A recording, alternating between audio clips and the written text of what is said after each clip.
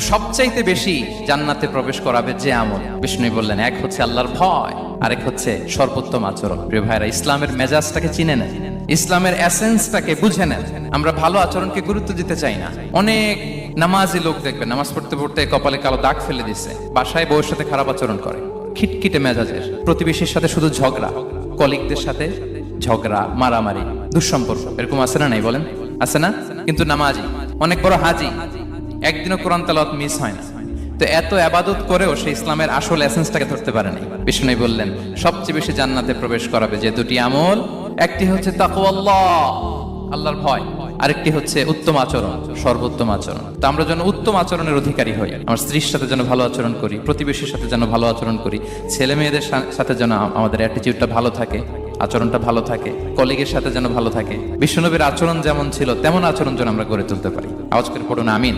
শুনানে আবু দাউদের এক